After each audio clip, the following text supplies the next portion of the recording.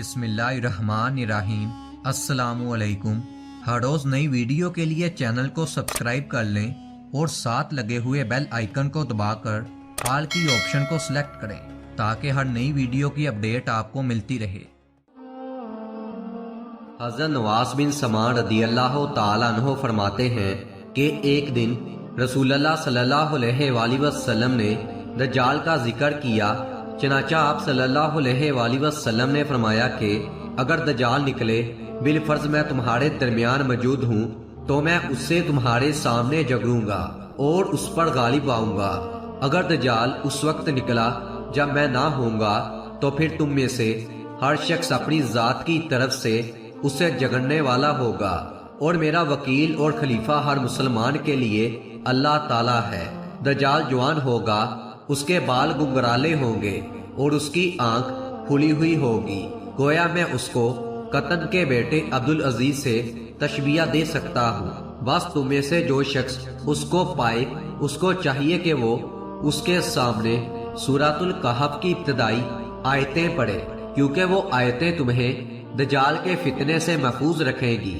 یاد رکھو کہ دجال اس راستے سے نمودار ہوگا جو شام اور عراق کے درمیان واقع ہے، اور دائیں بائیں فساد پھیلائے گا۔ اے اللہ کے بندو، تم ثابت قدم رہنا۔ راوی کہتے ہیں کہ ہم نے عرض کیا، یا رسول اللہ، وہ کتنے دن زمین پر رہے گا؟ آپ صلی اللہ علیہ وآلہ وسلم نے فرمایا کہ وہ 40 دن رہے گا، ان میں سے ایک دن تو 1 سال کے برابر ہوگا، اور ایک دن 1 مہینے کے برابر ہوگا، اور ایک دن 1 ہفتے کے برابر ہوگا، اور باقی دن تمہارے دنوں کے مطابق ہوں گے۔ ہم نے عرض کیا، یا رسول اللہ، ان دونوں میں سے جو ایک دن 1 سال کے برابر ہوگا، کیا اس روز ہماری ایک دن کی نماز کافی ہوگی؟ آپ صلی اللہ علیہ وآلہ وسلم نے فرمایا کہ نہیں، بلکہ نماز پڑھنے کے لیے 1 دن کا حساب لگانا ہوگا۔ ہم نے عرض کیا، یا رسول اللہ، وہ زمین پر کتنا زیادہ تیز چلے گا؟ آپ صلی اللہ علیہ وآلہ وسلم نے فرمایا کہ وہ اس ابر کی ماند تیز رفتار ہوگا جس کے پیچھے ہوا ہو۔ وہ ایک قوم کے پاس پہنچے گا اور اس کو اپنی دعوت دے گا، لوگ اس پر ایمان لے آئیں گے، پھر وہ ابر کو بارش برسانے کا حکم دے گا تو ابر بارش برسائے گا، اور زمین کو سبزہ اگانے کا حکم دے گا تو زمین سبزہ اگائے گی۔ پھر جب شام کو اس قوم کے مویشی آئیں گے جو چرنے کے لیے صبح کے وقت جنگلوں بیابان میں گئے تھے، تو ان کے کوہان بڑے بڑے ہو جائیں گے اور ان کی کوکھیں تن جائیں گی۔ پھر اس کے بعد دجال ایک اور قوم کے پاس پہنچے گا اور ان کو اپنی دعوت دے گا، لیکن اس قوم کے لوگ اس کی دعوت کو رد کر دیں گے اور وہ ان کے پاس سے چلا جائے گا۔ پھر اس قوم کے لوگ قحط اور خشک سالی کا شکار ہو جائیں گے، یہاں تک کہ وہ مال و اسباب سے بھی بالکل تہی دست ہو جائیں گے۔ اس کے بعد دجال ایک ویران جنگل سے گزرے گا اور اس کو حکم دے گا کہ وہ اپنے خزانوں کو نکال دے، چنانچہ وہ خزانے اس طرح اس کے پیچھے پیچھے ہو لیں گے جس طرح شہد کی مکھیوں کے سردار ہوتے ہیں۔ پھر دجال ایک شخص کو جو جوانی سے بھرپور ہوگا اپنی طرف بلائے گا اور وہ انکار کر دے گا، تو اس پر تلوار کا ایسا ہاتھ مارے گا کہ اس کے 2 ٹکڑے ہو جائیں گے، جیسا کہ تیر نشانے پر پھینکا جاتا ہے۔ اس کے بعد دجال اس نوجوان کے جسم کے ان ٹکڑوں کو بلائے گا، چنانچہ وہ زندہ ہو کر دجال کی طرف متوجہ ہوگا، اور اس وقت اس کا چہرہ نہایت حشاش بشاش، روشن اور کھلا ہوا ہوگا۔ غرض یہ کہ دجال کی فریب کاریاں جاری ہوگی کہ اچانک اللہ تعالیٰ عیسیٰ ابن مریم علیہ السلام کو نازل فرمائے گا، جو دمشق کے مشرق جانب کے سفید منارے پر سے اتریں گے۔ اس وقت حضرت عیسیٰ علیہ السلام زرد رنگ کے 2 کپڑے پہنے ہوں گے اور اپنی دونوں ہتھیلیوں کو فرشتوں کے پروں پر رکھے ہوئے نازل ہوں گے۔ وہ جس وقت اپنا سر جھکائیں گے تو پسینہ ٹپکے گا، اور جب سر اٹھائیں گے تو ان کے سر پر چاندنی کے دانوں کی مانند قطرے گریں گے جو موتیوں کی طرح ہوں گے۔ یہ ناممکن ہوگا کہ کسی کافر تک حضرت عیسیٰ علیہ السلام کے سانس کی ہوا پہنچے اور وہ مر نہ جائے، اور ان کی سانس کی ہوا ان کی حد نظر تک جائے گی۔ پر حضرت عیسیٰ علیہ السلام دجال کو تلاش کریں گے، یہاں تک کہ وہ اس کو باب اللد پر پائیں گے۔ اور قتل کر ڈالیں گے۔ اس کے بعد حضرت عیسیٰ علیہ السلام کے پاس وہ لوگ آئیں گے جن کو اللہ تعالیٰ نے دجال کے فتنے سے محفوظ رکھا ہوگا۔ حضرت عیسیٰ علیہ السلام ان لوگوں کے چہروں سے گرد و غبار صاف کریں گے اور ان کو ان درجات کی بشارت دیں گے جو جنت میں پائیں گے۔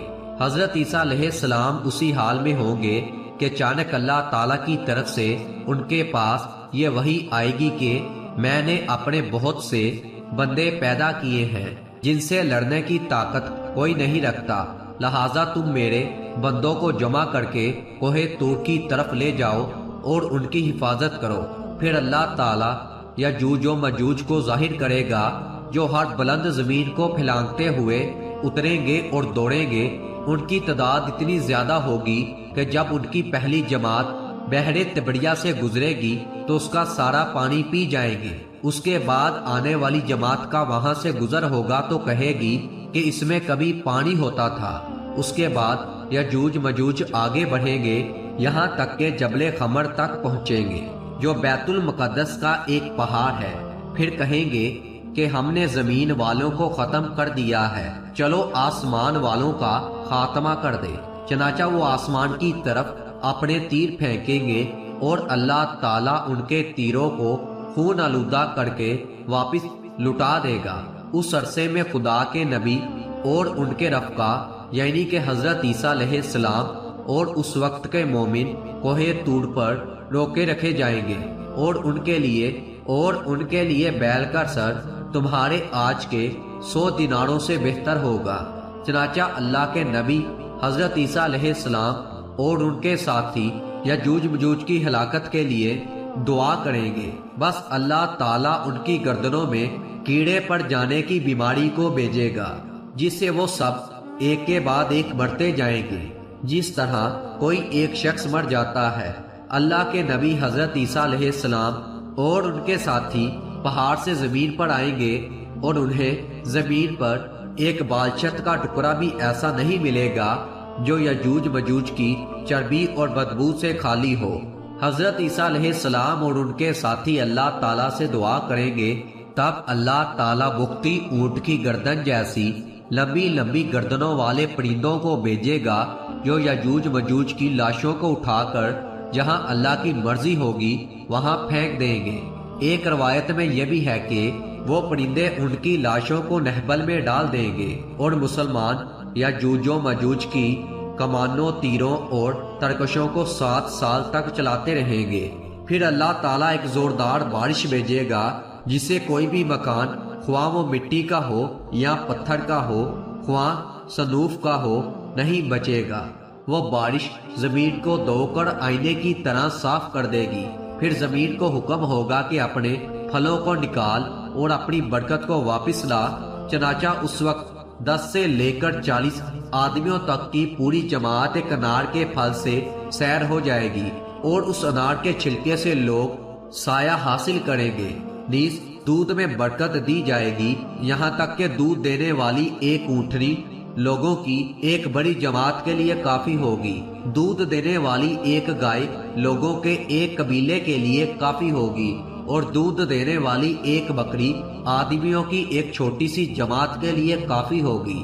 بہرحال لوگ اسی طرح کی خوشحال اور امن و چین کی زندگی گزار رہے ہوں گے کہ اللہ تعالیٰ ایک خوشبودار ہوا بھیجے گا جو ان کے بغل کے نیچے کے حصے کو پکڑے گی اور پھر وہ ہوا ہر مومن آدمی کی روح قبض کرے گی اور صرف بدکار شریر لوگ دنیا میں باقی رہ جائیں گے جو آپس میں گدھوں کی طرح خلط ملط ہو جائیں گے اور انہی لوگوں پر قیامت قائم ہوگی۔